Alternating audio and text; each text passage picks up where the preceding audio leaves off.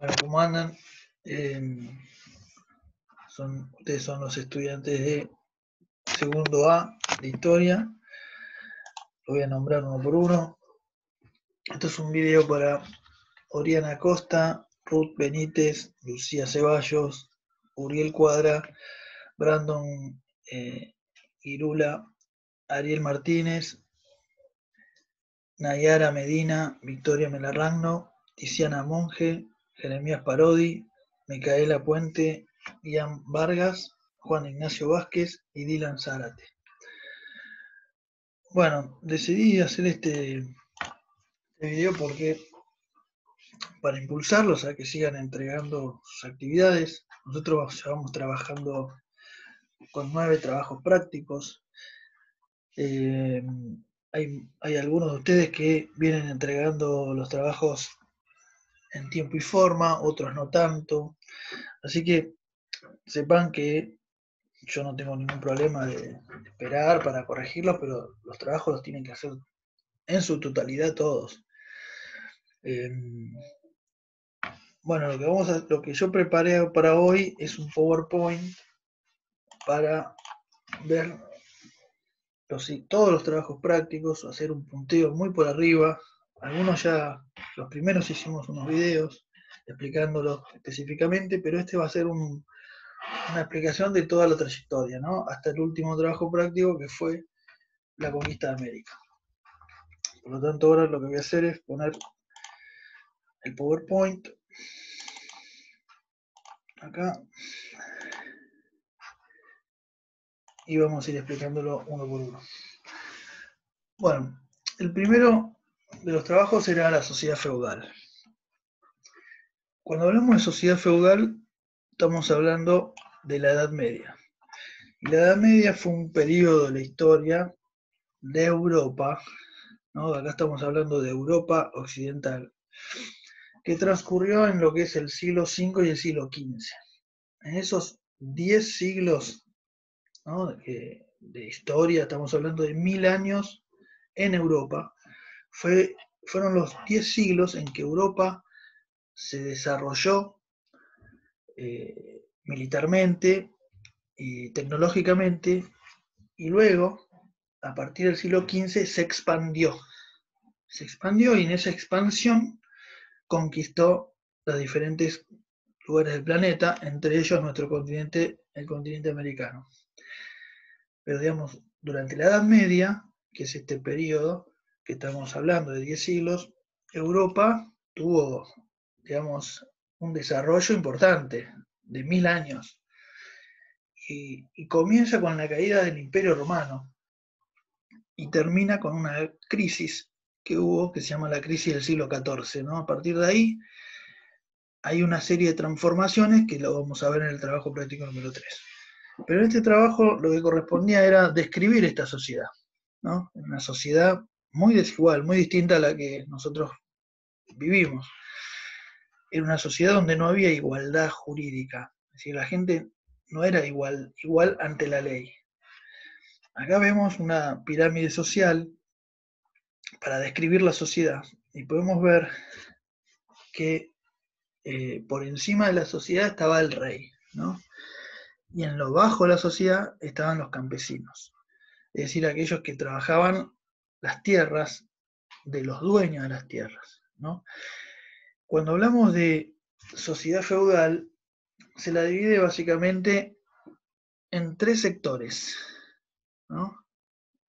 El primero es la nobleza, que vemos acá. Acá dice rey, clero y nobleza. El clero son los hombres de la iglesia, los que pertenecían a la iglesia, pero el sector social se la llama la nobleza. Entonces, el rey como perteneciente de la nobleza y el alto clero, es decir, los cargos jerárquicos más altos de la iglesia, eran parte de ese sector social que se llamaba la nobleza. Y la nobleza eran los dueños de las tierras.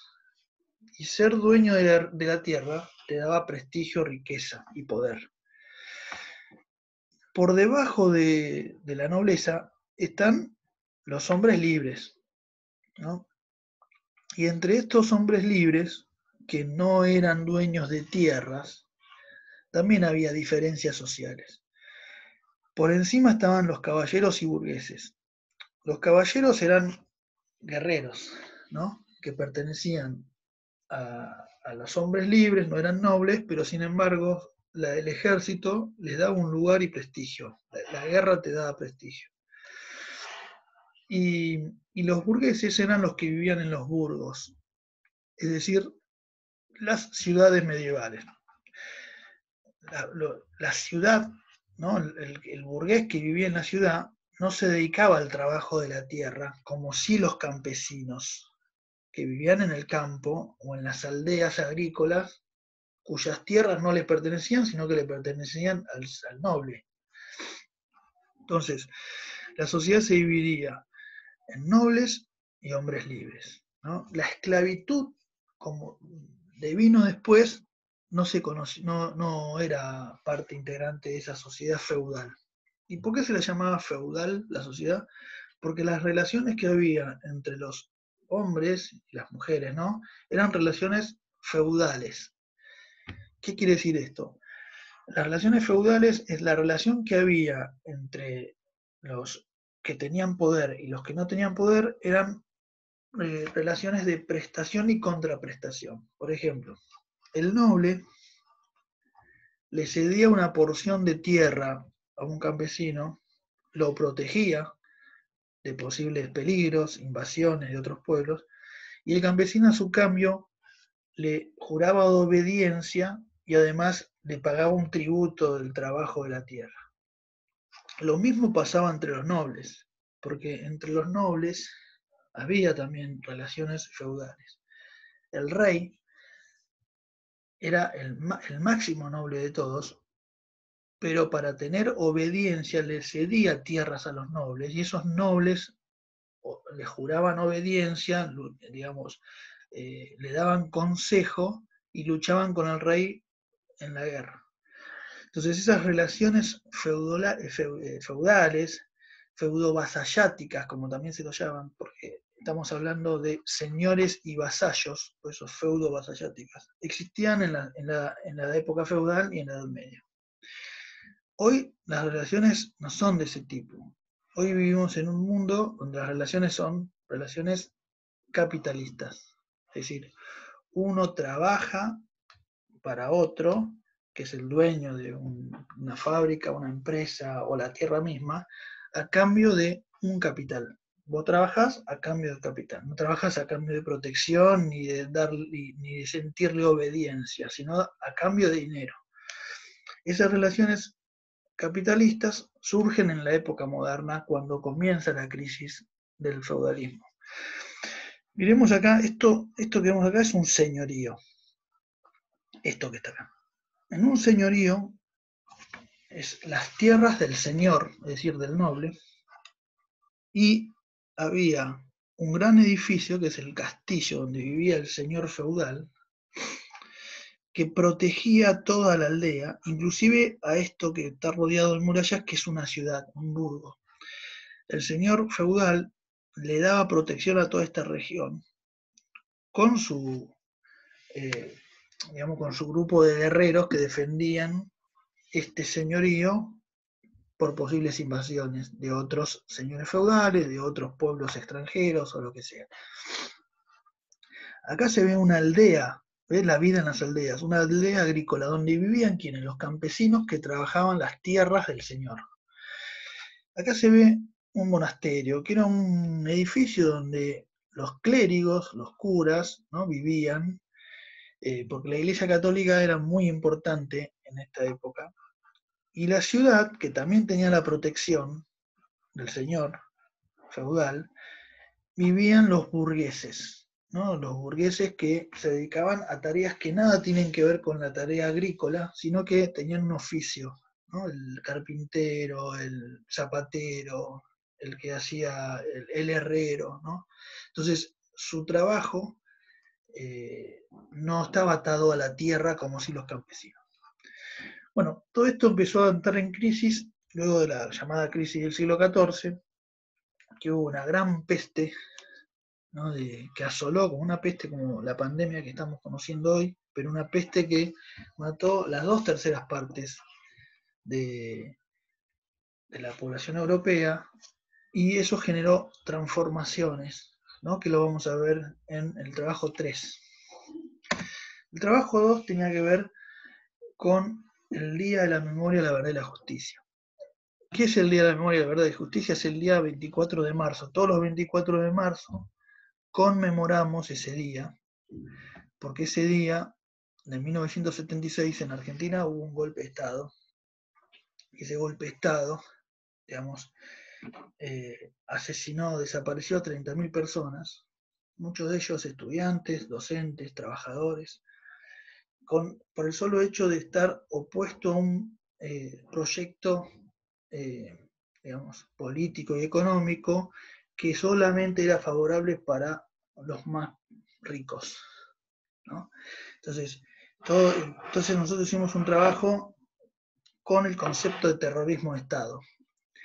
¿Qué quiere decir terrorismo de Estado? El Estado es el gobierno, ponele, que te debe garantizar a todas las personas que viven en un territorio o en un país derechos. Derecho a la vida, el derecho a la igualdad, derecho a la libertad, derecho a trabajar, a estudiar, a pensar libremente. Entonces, todos esos derechos que nosotros tenemos, que están escritos en la Constitución, los debe garantizar el Estado. Cuando el Estado hace lo contrario, es decir, el Estado vulnera esos derechos, el Estado te secuestra, te mata, es decir, los que están a cargo del Estado, y quienes estaban a cargo del Estado a partir de ese golpe de Estado, un grupo de militares y civiles que digamos, sacó un presidente constitucional, en realidad era una presidenta constitucional, se hizo cargo del poder y con ese poder empezó a no respetar esos derechos que debe garantizar. Por lo tanto, se llama a eso terrorismo de Estado. Bueno, entonces en esa desaparición de personas, muchas madres, muchas abuelas empezaron a buscar a sus hijos y surgen los organismos de derechos humanos que son las madres de Plaza de Mayo, las abuelas de Plaza de Mayo. Y acá podemos ver una foto, ¿ves? Niños desaparecidos, bueno, todavía se están buscando, de los 500 niños apropiados solamente aparecieron algo así como 150. Por lo tanto, hay muchos que no saben su identidad, de dónde vienen, y el trabajo tenía que ver con eso, ¿no? Con la búsqueda de la verdad, la memoria y la justicia. La memoria para que no ocurra nunca más esto y vivamos en democracia. Bueno, el trabajo 3 tiene que ver con esta transición a la modernidad que estábamos hablando anteriormente. Es decir, de la Edad Media pasamos a la Edad Moderna. Y eso ocurre porque, como les dije, hubo una gran crisis del feudalismo debido a pestes, enfermedades que hubo en Europa en el siglo XIV y guerras entre reinos que generó una gran mortandad de personas. Esa gran mortandad de personas ocasionó una crisis en el sistema político y económico llamado feudalismo. Muchos campesinos muertos, entonces, y perseguidos por las pestes, se iban a vivir a otros lados. Entonces, los señores feudales dejaron de tener ese poder que tenían sobre personas y por lo tanto su poder se debilitó. Y en eso empieza a aparecer la figura del rey. El rey empieza a tener mucho poder, cosa que durante el feudalismo no tenía tanto poder político y de decisión. A partir de la modernidad, la figura del rey empieza a centralizar su poder y surgen lo que se llaman las monarquías absolutistas, que es el trabajo práctico número 4, que ahora lo vamos a explicar. Pero lo importante es que veamos, la Edad Moderna transcurre desde 1492, que es la época donde se descubre, entre comillas, descubre América, que ahora vamos a ver, en realidad se la conquista América, y 1789, que se produce la que se llama la Revolución Francesa. En ese tiempo surge la Edad Moderna. Y los cambios o transformaciones fueron en distintos aspectos. Acá tenemos cambios demográficos, geográficos, políticos, económicos, sociales, ideológicos, religiosos y artísticos. Es decir, fue tanta la transformación que podemos hablar que pasamos de una edad a otra edad, ¿no? Por eso se pasa la Edad Media a la Edad Moderna. En el campo demográfico, en el siglo XV, ¿no? Comienza a crecer la población. Dijimos que en el siglo XIV había habido una gran mortandad, ¿no? Debido a la peste, las guerras. Bueno, en el siglo XV hay una explosión demográfica, por lo tanto hay un aumento de la población, como dice acá. En los ámbitos geográficos dice ampliación del mundo conocido, grandes viajes y descubrimientos. Esto porque en el siglo XV Europa se expande, como les dije en un principio, y en esa expansión, en búsqueda de nuevas rutas para llegar a otros destinos, que la vamos a ver, se descubren nuevas tierras, como por ejemplo América, ¿no? Y obviamente el mundo conocido se amplía. Políticos, dice, monarquía autoritaria. Los reyes controlan el ejército, la diplomacia y el funcionario. Esto que yo les digo, el poder del rey se crece, ¿no? A partir de la edad moderna. Entonces hablamos de monarquía autoritaria o monarquía absolutista, como vamos a ver en el trabajo 4. Económicos, capitalismo inicial, compañías comerciales, letras de cambio, pagaré. Esto es lo que yo les dije. Las relaciones feudales dieron lugar a las relaciones capitalistas. Son los orígenes del capitalismo, del actual sistema político y económico que rige nuestras vidas, que es el capitalismo, ¿no? Lo importante durante el feudalismo era la posesión de tierras. Ahora lo importante con el capitalismo es la posesión de metálico, de capital, de dinero, ¿no? El dinero es lo que mueve, digamos, la rueda de la economía. Y, digamos, por eso hablamos de hoy de capitalismo o de relaciones capitalistas. Entre los cambios sociales hablamos de la burguesía, dice, miembros ricos del pueblo, mecenas. ¿Por qué? Porque la burguesía, aquellos que vivían en la ciudad, ¿se acuerdan que yo les dije los burgueses? Que no estaban atadas su vida al trabajo de la tierra, sino a su oficio. Entonces su oficio empezaron a hacerlo a través del cambio de dinero. Entonces eso generó la acumulación de dinero y la burguesía comienza a enriquecerse gracias a que el capital empezó a ser importante y por lo tanto empieza a ascender en la sociedad el burgués. Por eso hay un cambio social. En las sociedades la burguesía empieza a tener el poder que antes no tenía. Cambios ideológicos. También hubo un cambio en el mundo de las ideas. Acá dice humanismo, dice homocentrismo, razón, vuelta al mundo clásico, lenguas vernáculas. El humanismo es una corriente ideológica que planteaban que el humano estaba en el centro de todas las transformaciones. ¿Qué quiere decir esto? Es que los humanos somos los que transformamos el mundo o las cosas. ¿Qué se pensaba antes? Que las cosas cambiaban porque Dios quería. Es decir, en el centro de las transformaciones estaba Dios. Por lo tanto, las cosas ocurrían si Dios quería. Con este cambio ideológico, los grupos humanos empiezan a pensar, bueno, pero en realidad los que cambian el mundo somos nosotros, no Dios. Dios es, inclusive empiezan a haber versiones como diciendo que Dios es un invento del hombre, ¿no? Entonces ese pensamiento ideológico cambió la ideología en todo lo que es Europa. También hay cambios religiosos. Estas nuevas formas de pensar generó un quiebre en la cristiandad, es decir, el cristianismo europeo se quiebra y surgen otras iglesias no católicas, siguieron siendo cristianas, pero no católicas. Y en el mundo artístico, el Renacimiento.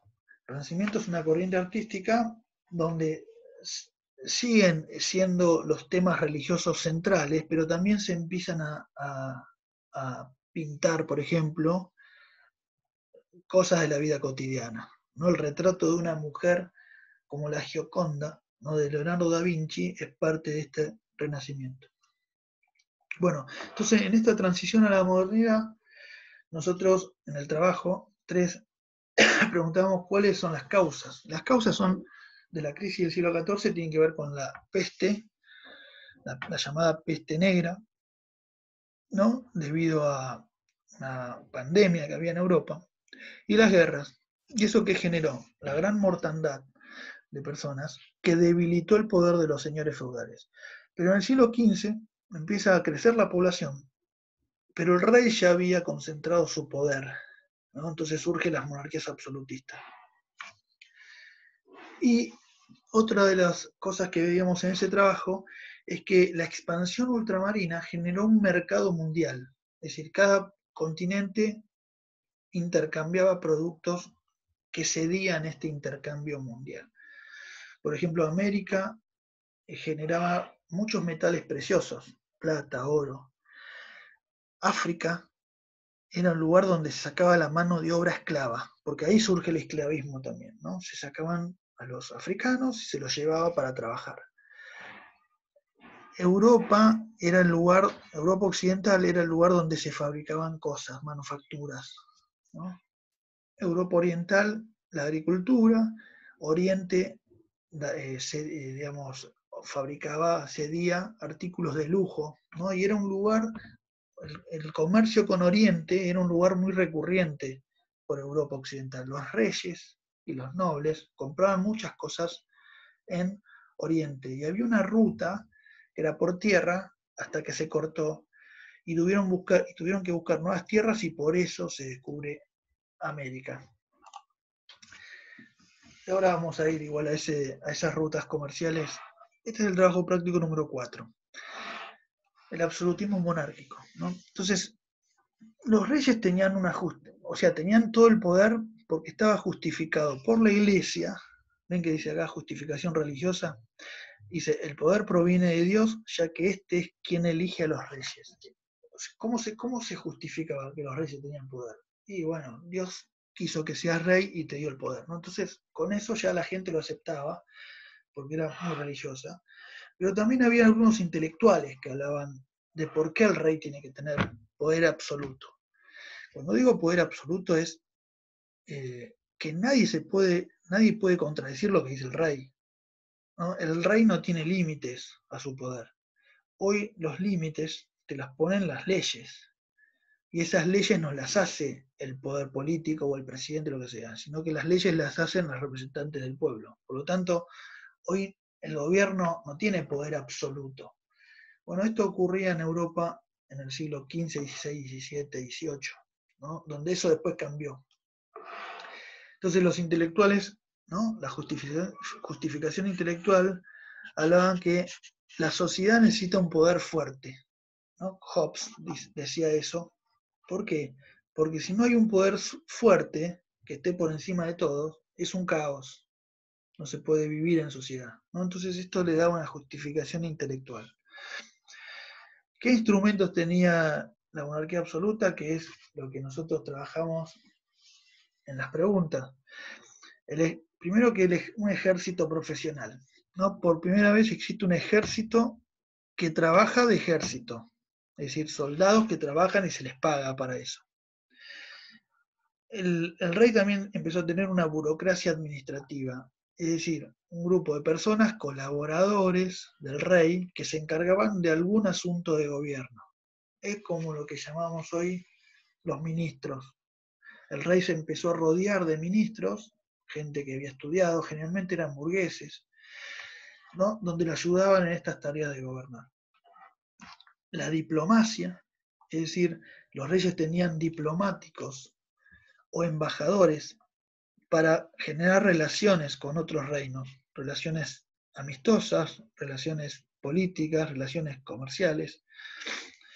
Y otra cosa que no está acá, que también lo trabajamos, que cómo hacía el rey para poder pagarle a este ejército y a esta burocracia administrativa y tener embajadores, necesita dinero.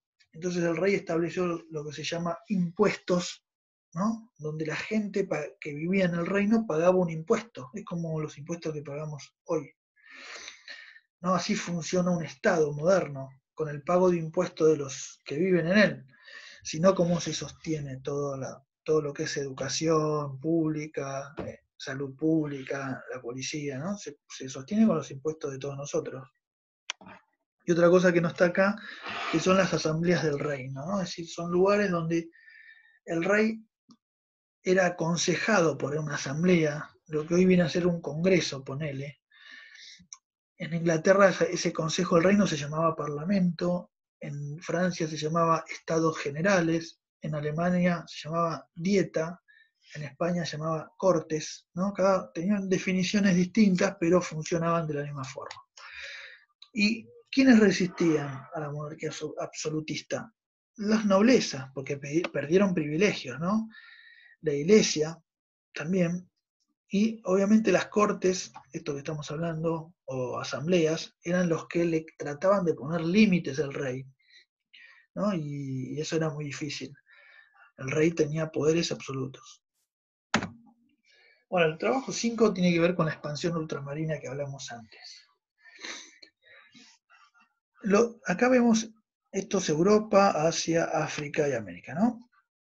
Los dos principales coronas, reinos, que primeramente salieron a ultramar, ¿no? Que tenían la capacidad de poder expandirse marítimamente, eran España y Portugal. Entonces, hubo un problema en el comercio con Oriente, ¿no? Cuando hablamos de Oriente hablamos esto, ¿ven? India, China, la India y China. Había un comercio que se hacía por tierra, por acá, ¿ven? Por mar Mediterráneo y luego por tierra. Se lleva acá y ese comercio se vio interrumpido porque un pueblo, se llamaban los turcos, que habitaban lo que se llama el Turquestán, que queda acá, lo que hoy es Turquía, ocupó esta región e interrumpió el comercio. No es que lo interrumpió, sino que se hizo cargo de ese comercio. Entonces, a los europeos no les convenía que haya intermediarios en el comercio con Oriente. Por lo tanto, decidieron buscar nuevas rutas marítimas para llegar acá. Y los portugueses, miren, empezaron a rodear África, ¿no? Y terminaron llegando a la India, China. Pero estamos hablando de viajes de exploración, porque no se sabía que había en esta parte del mundo, ¿no? No era un mundo conocido por Europa. Y España navegó hacia el oeste, pensando que iba a dar la vuelta, ¿no? Para llegar a China, y se topó con este continente que es América. Entonces, estos son los viajes de Colón. Colón es el que descubrió América, un continente ya habitado por otros que son nuestros pueblos originarios. Por lo tanto, no fue un descubrimiento, porque ya había sido descubierto. Pero bueno, esta expansión ultramarina tenía como objetivo entonces llegar a Oriente y tuvo dos consecuencias principales. Una es que Portugal se apropia de rutas, ¿no? Y de un producto que empieza a ser explotado, utilizado, que son los esclavos. Y España descubre un continente y se llena de riquezas, porque en este continente había muchas riquezas, oro, plata, y había pueblos que los tuvo que conquistar. Entonces se produce lo que se llama la conquista de América, que después vamos a ver. Bueno, el trabajo 6 tenía que ver con el bicentenario de Manuel Belgrano. Todo se conoce como que Belgrano fue el creador de la bandera, pero Belgrano es mucho más que eso. Por ejemplo, Belgrano es el primero que empieza a destacar a la educación como algo necesario para los sectores más bajos de la sociedad, es decir, la educación pública. Estamos hablando de antes de la Revolución de Mayo. Empieza a plantear eso. Belgrano planteaba que las mujeres debían estudiar, ¿no? Algo muy contradictorio en la época. Entonces él planteaba eso, que sí, que tienen que estudiar. Belgrano, al ser un abogado, luchó en batallas por la independencia y la libertad de lo que hoy es la Argentina. Entonces, Belgrano se lo conoce por algo como que creador de la bandera y nada más, pero Belgrano fue mucho más que eso. Fue un economista, un político, planteaba que había que desarrollar la agricultura, la industria, en lo que es hoy la Argentina, que había que defender la industria, ¿no? Entonces, el trabajo tenía que ver para conocer otros aspectos de Belgrano. El trabajo 7 tiene que ver con las sociedades precolombinas. es decir, las sociedades que había antes de la llegada de Colón, por eso es precolombino. Y acá vemos en este mapa tres sociedades, las tres sociedades más desarrolladas que había, ¿no? Porque sociedades había un montón, inclusive lo que hoy es la Argentina, había sociedades indígenas precolombinas, ¿no? Pero no tenían el desarrollo que tenían estas tres que están acá. Y son los mayas, que habitaban lo que es esta zona del sur de México y América Central, los aztecas, que es lo que es prácticamente México, y los incas, que es desde Perú, tenían una expansión territorial que va desde Ecuador hasta el noroeste de la Argentina y Chile, pasando por Bolivia. Miremos, nosotros en las preguntas tenían que ver qué asombraba a los españoles cuando llegaron acá. Bueno, la grandeza de sus ciudades, era increíble, no podían entender. Acá tenemos el Machu Picchu, que es una ciudad que está arriba de una montaña en el Cusco, en lo que es Perú. Y esto es Tenochtitlán, que es la capital de los aztecas, que quedaba en México, lo que hoy es México, ¿no? Tenían pirámides, edificios, ¿no? Tenían una, por eso, por lo tanto, los pueblos originarios no eran muy tan salvajes como uno tiene en el imaginario, sino que tenían desarrollos importantes, porque para construir estos edificios tenés que tener conocimientos de la matemática, la arquitectura, ¿no? de diversas ciencias. Y también se preguntaba en el trabajo cuáles eran las capitales o las ciudades más importantes. Bueno, Tenochtitlán y Cusco, dijimos en los incas. Eh, Otra cosa es qué producían, ¿no? Bueno, el maíz, la papa, el maíz principalmente entre los aztecas y los mayas, y los incas la papa, ¿no? Y entre los incas se producía también el ganado de la llama, no había vacas, eso lo trajeron los españoles, ni caballos, nada de eso, pero la llama era un producto que era un animal, ¿no? Era utilizado de carga, se le sacaba la lana, la carne, y la forma de producir los alimentos también era particular.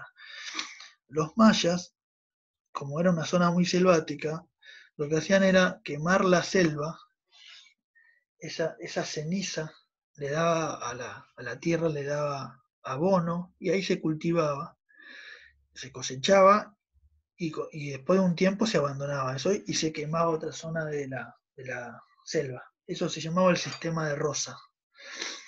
Los aztecas, como vivían sobre un lago, ven, esto que está acá era un lago, el lago Texcoco, en México. Y sobre ese lago se hizo la ciudad. Entonces, como había mucho agua, hacían unas islas flotantes y ahí cultivaban, ¿no? Esas islas las llamaban chinampas. Y los incas, como era una zona muy montañosa, porque vivían en las sierras peruanas, hacían lo que llaman los andenes, ¿no? Eran como si fueran escaleras donde se cultivaba en diferentes andenes. Es una forma de cultivar y que el agua vaya regando, ¿no? De arriba hacia abajo, tengan la altura hacia, digamos, utilizaban el agua de forma para el riego de cada uno de estos andenes, haciéndole caer el agua desde la altura. El trabajo 8 tenía que ver con la mujer de la época virreinal. Cuando hablamos de época virreinal, hablamos de la época del virreinato, de la colonia, antes de la Revolución de Mayo. Y acá podemos ver tres escenas de mujeres. Si vamos a esta, la de acá abajo, es la mujer, digamos, más acomodada, las que pertenecían a las familias ricas, ¿no? Y la mujer se dedicaba a las tareas hogareñas. La mujer no podía demostrar inteligencia, ¿no? Para eso estaban los hombres. Entonces la desigualdad que había entre hombres y mujeres era muy grande, mucho más grande de la que existe ahora, ¿no? Ahora sigue habiendo desigualdad, por eso están los temas de violencia de género y de los derechos de las mujeres y todas esas cosas, porque hace falta todavía llegar a una igualdad, de hecho. Pero en esta época era totalmente desigual. Las mujeres no iban a la escuela, las mujeres no podían trabajar, no podían demostrar inteligencia. Y si eras pobre, peor todavía. Acá vemos una escena de mujeres, digamos, pobres, ponele, que se dedicaban a darle de comer a las gallinas, ¿no? Esas eran las tareas domésticas. Y acá vemos una escena de una mujer esclava, criando a su hijo y haciendo tareas como de un animal, ¿no? De carga. Cosa que hoy en las sociedades actuales está prohibida la esclavitud y esas cosas, ¿no? Pero bueno, era para que vean la diferencia entre el hoy y el antes. Y el trabajo 9 tiene que ver con la conquista de América, ¿no?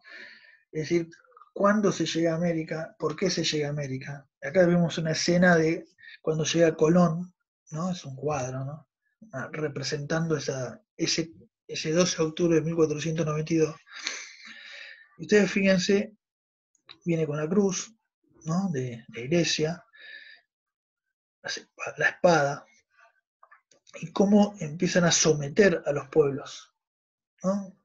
Y la mirada altiva del blanco sobre el nativo. Entonces por eso hablamos de conquista de América. Y en este trabajo de conquista de América empezamos a decir cuál es la primera zona explorada. Acá vemos, esto que están acá son los viajes de Colón. La primera zona explorada, porque hizo 4 viajes Colón. La primera zona explorada es este mar, que es el mar Caribe. Es la primera zona que los españoles conquistan, se apropian, pero lo que no había en estos lugares era riqueza. Y además vivían pueblos, desde el punto de vista europeo, salvajes. Las civilizaciones, ¿no?, que describimos anteriormente, habitaban cerca de esos lugares, pero ya en tierra firme, lo que es esto es México y acá Yucatán. Y también en el sur de América del Sur. Acá podemos ver, el conquistador de México se llamaba Hernán Cortés. ¿Ven que dice ahí Hernán Cortés? Y el conquistador de los incas se llamaba Francisco Pizarro, que está acá. En esos dos lugares,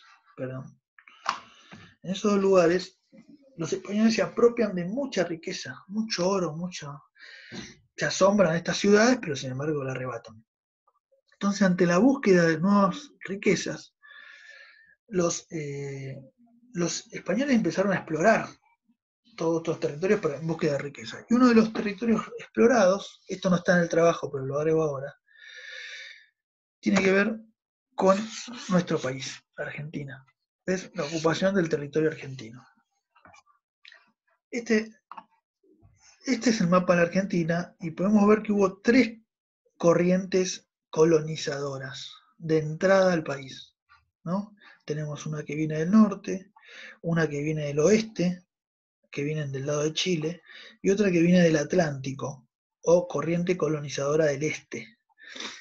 La primera fue esta. El primer comandante o almirante que llegó a nuestro territorio es este que está acá, Juan Díaz de Solís. Y es el primero que digamos, descubre este río, que es el río de la Plata, es el río que tenemos acá. Entonces, en búsqueda, porque los españoles lo que querían hacer, como dijimos, es llegar a la China, a la India. Y para eso tenían que cruzar América, se toparon con América. Entonces empezaron a buscar un pasaje interoceánico. A ver si podemos ver un mapa. ¿Esto qué quiere decir? Acá está.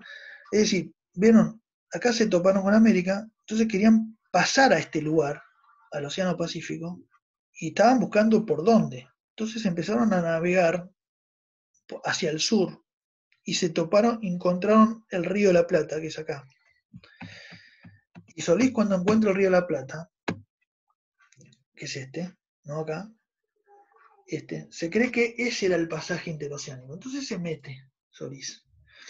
Y cuando se mete, en 1516, cuando muere, cuando llega acá, cerca de las costas del Uruguay, él ve que unos aborígenes lo llaman, que venga, se baja del barco, va y lo matan.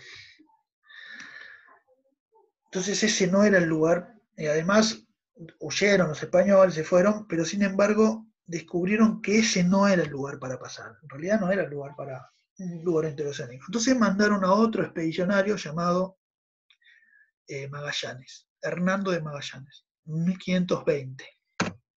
Y Magallanes, miremos este mapa acá, sale de España, llega a América, ¿ven? Y empieza a bajar. Se da cuenta que en el río de la Plata, que llamaron el río de Solís, no era el lugar, hasta que llegó a la Patagonia. Esta línea no le den importancia, pero hagamos cuenta que venía por acá, Magallanes. Cuando llegó a esta bahía, a esta bahía, que es la bahía de San Julián, le agarró el invierno. Entonces ahí Magallanes decidió descansar, digamos, porque era muy frío para seguir bajando. Más al sur era más frío. Y ahí pasó el invierno. Y obviamente tocó la costa, entró para en búsqueda de alimentos y encontró en la nieve pisadas muy grandes. Grandes pisadas. Entonces pensó que, digo, bueno, acá vive gente de 3 metros, ¿no? Porque la pisada se imaginaban como un humano de 3 metros, una pisada humana. Entonces empezaron a llamar a la región Patagonia. Y a los indios que habitaban Patagones, de pata grande. Por eso hoy llamamos Patagonia a esta región, que es la región patagónica. Tiene que ver con esa. Después se dieron cuenta que esas pisadas eran en realidad, los aborígenes utilizaban cueros que se envolvían en el pie por el frío que hacía, y eso generó una pata más grande. Bueno, pasó el invierno, bajando, todo por acá, se encontró con esta entrada, ¿ven? Y esto hoy, este pasaje que va de costa a costa, es decir, de Océano Atlántico y del Océano Pacífico, se llama hoy el Estrecho de Magallanes, en honor a Magallanes, que fue su descubridor. Y Magallanes decidió pasar. Tengamos en cuenta que no se conocía nada, ¿no? Entonces era todo descubrimiento. Pasó por acá y cuando pasó, veía que hacia el sur se veían fogatas de fuego. Y eran los indios onas que habitaban en lo que es Tierra del Fuego. Entonces los llamó a ese lugar Tierra del Fuego, ¿no? Por las fogatas que veían. Esto es para decirles que las denominaciones que muchos nosotros manejamos son dadas por españoles. Y ahí quedaron, y así se llaman. Entonces, una vez que cruzó, ven esta raya roja, logró entrar en el Pacífico y logró dar la vuelta al mundo y salir por acá. Y cuando llegó a estas islas, que son las Islas Filipinas, Magallanes lo matan, unos aborígenes de ahí, y continúa el viaje otro navegante llamado Elcano. Entonces continúa por acá hasta que llegó a España en 1522, 2 años después. Es decir, por primera vez se daba la vuelta al mundo en un barco, en 1522. Y eso le dio lugar a descubrir a los españoles un pasaje interoceánico para dar la vuelta al mundo.